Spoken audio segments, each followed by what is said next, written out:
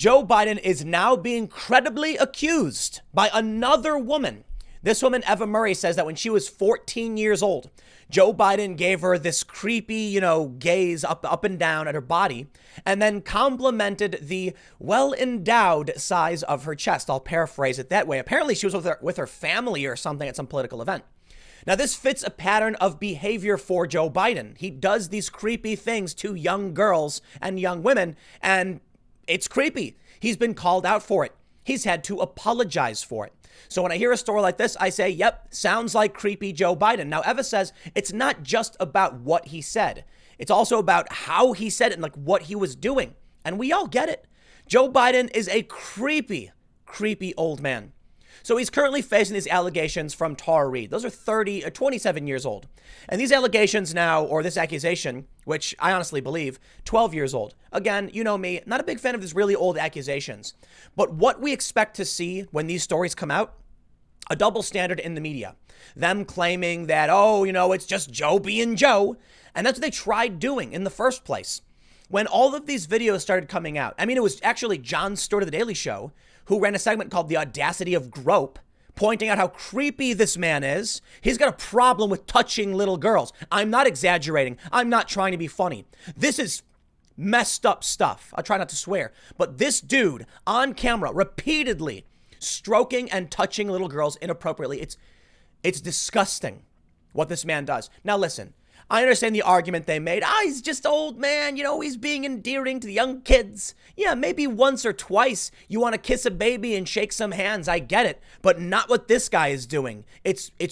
Watch these videos, man. JoeBiden.info. Watch this stuff. This dude, there's something wrong with him. To hear this story about a 14-year-old girl and to hear what he was saying, it fits the pattern of behavior and it's gross. Now, here's what I don't get.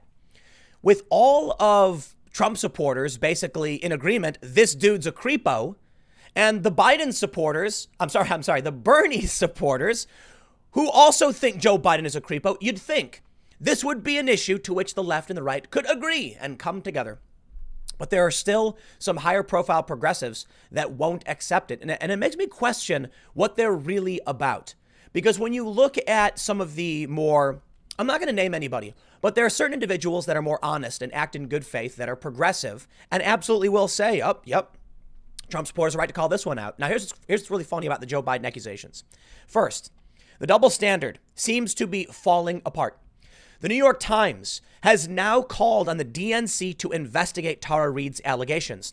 You see, the New York Times tried to defend this man. They really did. They did this really awful puff piece where they were like, this woman filed a police report. Filing a false police report can have you sent to jail or something like that. Like, what? What was the context for that? But later on in the story, they're like, also, don't forget, Donald Trump was accused too. And it's like, so what? The story is about Joe Biden. But the dam has broken. And I think the reason is, it is, to an extent, something most people can agree on, but it's also impossible to ignore. The regular people can see your double standards. And the New York Times probably got slammed by this. I wouldn't be surprised if a lot of the Times readers actually started sending emails like, yo, what is this? You went nuts on Kavanaugh. So now the New York Times is calling on the DNC to investigate Tara Reade's allegations. And we'll come back to this. But the one thing I really want to point out in this segment is the hypocrisy of the left. Not the entirety of the left, not every single leftist, not every progressive. And of course, there's hypocrisy on the right. No, I'm specifically pointing out high-profile progressives who have an opportunity right now to say, hey, we disagree on policy, but how about we address Joe Biden? And there are two really, really funny articles. The first one, you know her, you love her, Jennifer Rubin, who claims she's conservative, but seriously, this lady is deluded. Now look, the funny thing about Jennifer Rubin, if you're not familiar, she's like a never Trumper, former conservative. She claims she's conservative, but she just writes, like, she celebrates for left-wing policy stuff. It's the weirdest stuff. But the funny thing is, somebody was talking about her, saying, like, she says she's conservative, but she just cheers for everything anti-Trump and pro-left. And then someone commented, like, kind of like Tim Pool. And I'm like, no, hold on. Yes, sort of. But, dude, this lady is off her rocker. Like, I have no problem pointing out when Trump or Republicans or whatever are doing bad or something disagreeable. And I've been moderately critical of Trump's response to the coronavirus. Not nearly as crazy as the media on the left have been on Trump. And admittedly, I think he's done a moderately decent job. I'm just critical because you can be critical of anybody.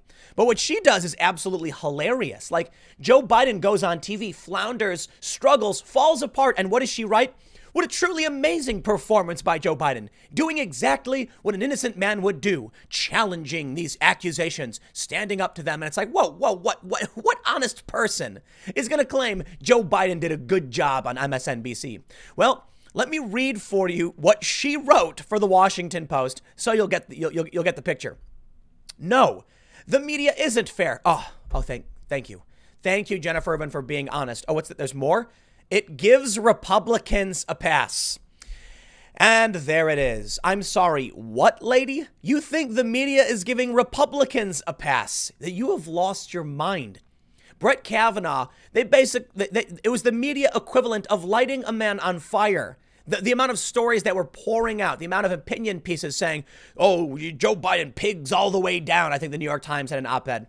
And what happens with Joe Biden? 19 days after progressives broke the story, mind you, New York Times finally says, okay, we'll talk about it, but it doesn't seem credible. Like, even though we have corroborating evidence, the New York Times in their story actually found corroborating evidence.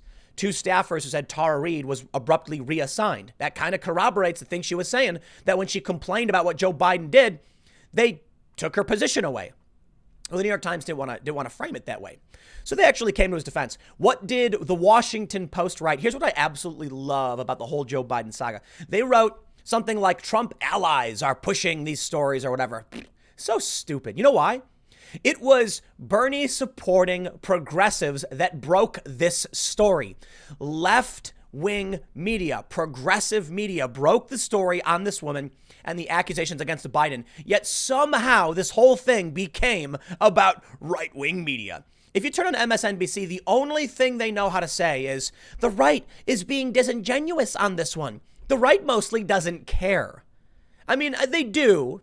But it's really funny when you see the go-to narrative from these fake individuals. Let's break it down for you.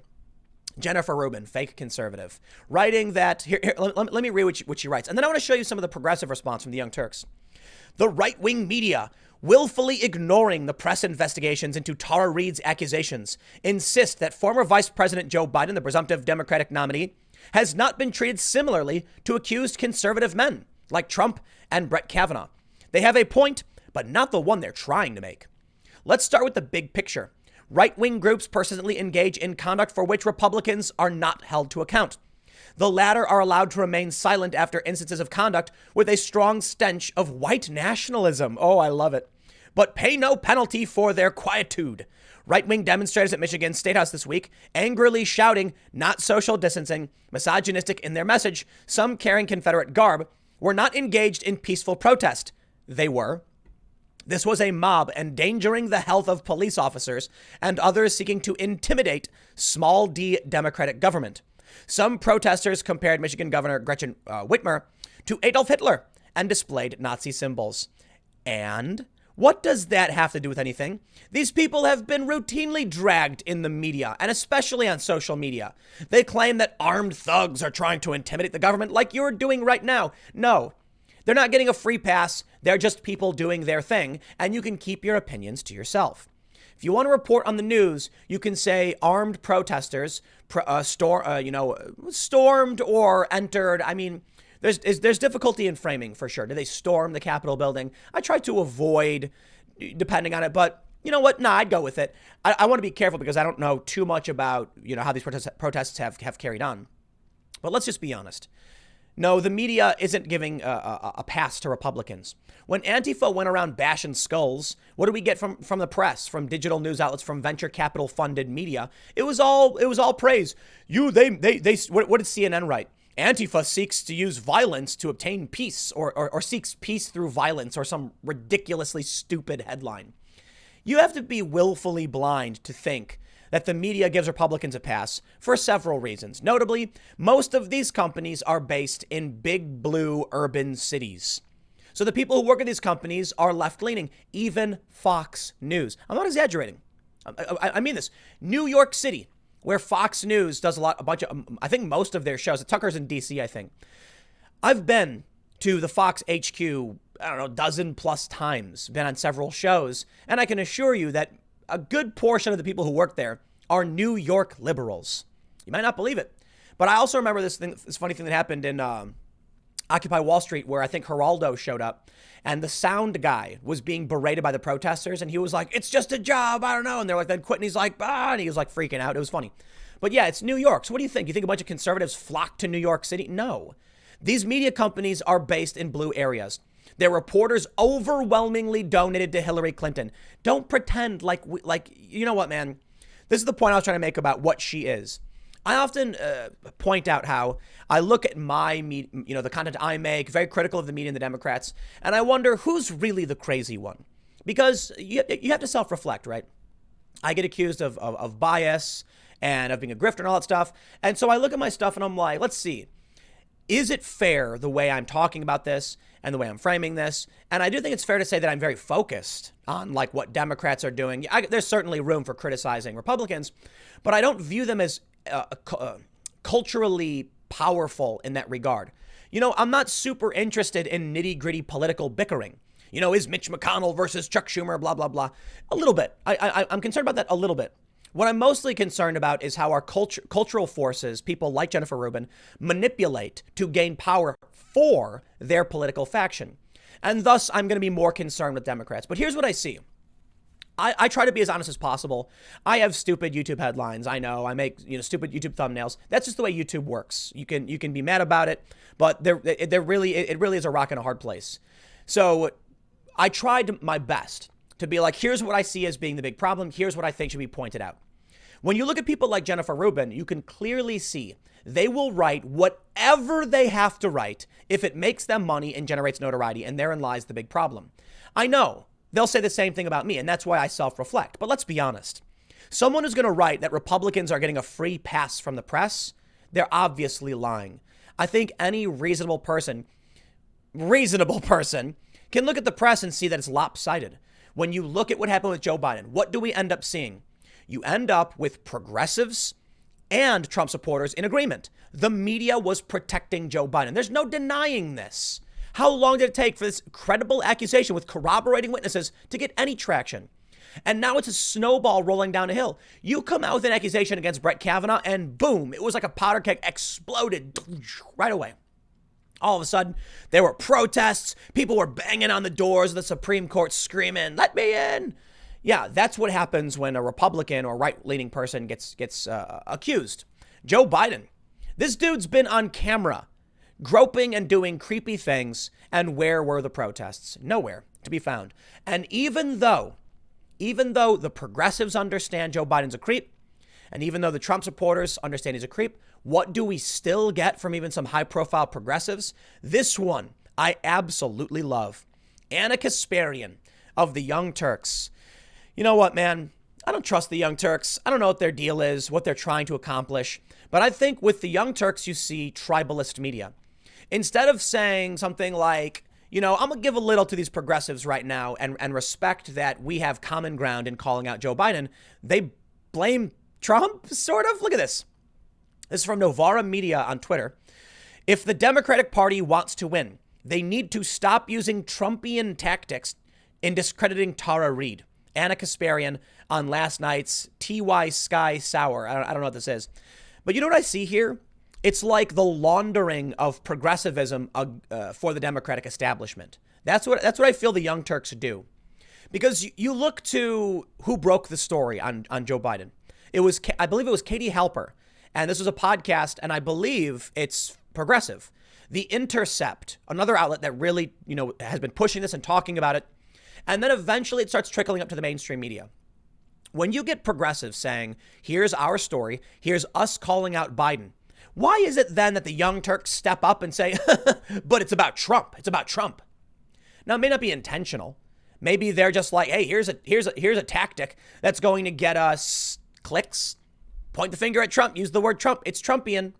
Make everyone mad at the Democratic Party because they're mad at Trump or something, or like trying to conflate the two. You have a lot of progressives calling Joe Biden's base blue MAGA. Okay, well, I can understand this. Check it out. Donald Trump has been accused by many women, and Trump supporters ain't playing that game. And Joe Biden is now being accused by, well, he's been accused by like I believe eight women who have said he's done like creepy things like sniffing them and groping them and things like that.